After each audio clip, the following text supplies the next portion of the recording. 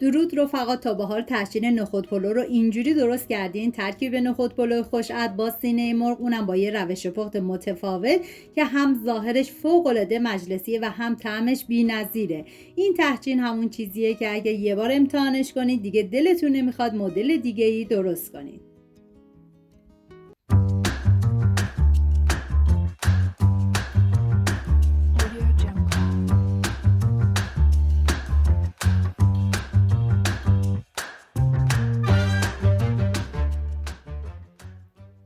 دو عدد پیاز رو به صورت نگینی ریز خورد میکنم. این غذا برای 5 نفر در نظر گرفته شده. شما بر اساس تعداد نفرات مواد رو کم یا زیاد کنید. من اندازه ها رو هم در طول ویدیو میگم، هم داخل دیسکریپشن نوشتم. داخل تابه مقداری کره ریختم که برای این غذا اگر از کره استفاده بشه طعم غذا رو فوق‌العاده خوشمزه تر میکنه. بعد از داغ شدن پیاز ریز شده رو میریزم، هم میزنم و زمان میدم تا پیاز کمی سرخ بشه.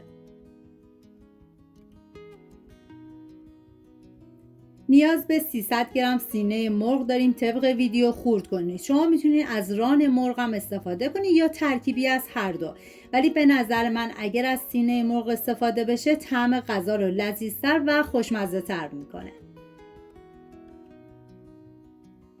بعد از اینکه پیاز کمی سرخ شد سینه مرغ رو میریزم داخل تابه، هم میزنم و بعد سر تابه رو میذارم به مدت 10 دقیقه تا آب مرغ گرفته بشه و بعد کمی سرخ بشه.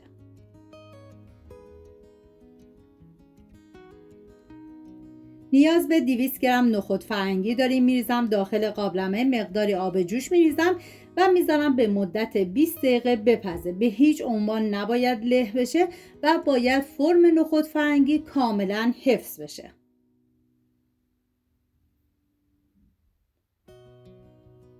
بعد از اینکه مرغ کمی سرخ شد نوبت اضافه کردن ادویه ها هست. شامل زردچوبه، پودر تخم گشنیز، فلفل سیاه، نمک و ادویه کاری. هم میذارم ادویه ها تف بخورن، عطر ادویه ها آزاد بشه. دلیل محبوبیت این ترکیب تعادل طبیعی اونه. لطافت مرغ در کنار طعم ملایم نخود فرنگی نتیجه هماهنگ و دلپذیر ایجاد میکنه. 3 قاشق غذاخوری زعفران میریزم، هم میزنم و بعد نخود پخته شده رو اضافه میکنم، هم میزنم. زمانی که نخود اضافه کردید بذارید به مدت 10 دقیقه این مواد با همدیگه کمی تف بخوره و بعد از 10 دقیقه حرارت رو خاموش کنید، بذارید مواد کمی خنک بشه. حالا میریم سراغ آماده کردن مواد برای تهدیگ زعفران. 5 قاشق غذاخوری ماست رو میریزم داخل یه ظرف. من از زعفران خشک استفاده کردم، ولی از شما اگر زعفران دم کرده خواستین استفاده کنید 3 قاشق غذاخوری. 2 عدد زرده تخم مرغ، چند قطره گلاب و مقداری نمک. هم میزنم همه مواد با همدیگه مخلوط بشن. نیاز به شوید تازه داریم که خورد شدهش باید 8 قاشق غذاخوری باشه. اگه برای این غذا از شوید تازه استفاده بکنید عطر و طعم غذا رو فوق‌العاده خوشمزه تر میکنه، ولی اگر نداشتین میتونین از شوید خشک استفاده کنید.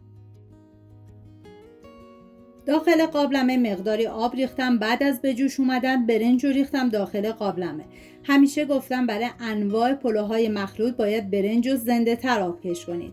من 2 کفگیر از برنج رو بر میدارم و به مواد زعفرونی اضافه میکنم. الباقی برنج رو آبکش میکنم و با شوید تازه مخلوط میکنم. داخل قابلمه مقداری کره ریختم و برنجی که با مواد زعفرونی مخلوط کردم میریزم داخل قابلمه و سطحش رو صاف و فشرده میکنم و بعد لایه بعدی از مواد مرغ و لایه بعدی هم از برنج شوید که اضافه کردیم. این کار ادامه میدیم تا لایه آخر برنج باشه و بعد میذارم به مدت 1 ساعت و 15 دقیقه دم بکشه. من پلو مخلوط های زیادی درست کردم که لینکش رو داخل دیسکریپشن گذاشتم. دوست داشتید ببینید درست کنید و از خوردنش لذت ببرید. سعی کنید که مواد به اطراف ریخته نشه.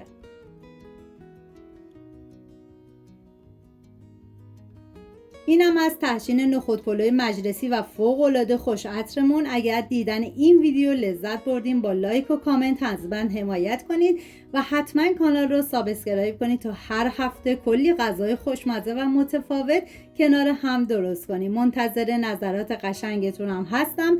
سپاس از همراهی همیشگیتون. تا ویدیوی بعدی مراقب خودتون و خوبی هاتون باشید.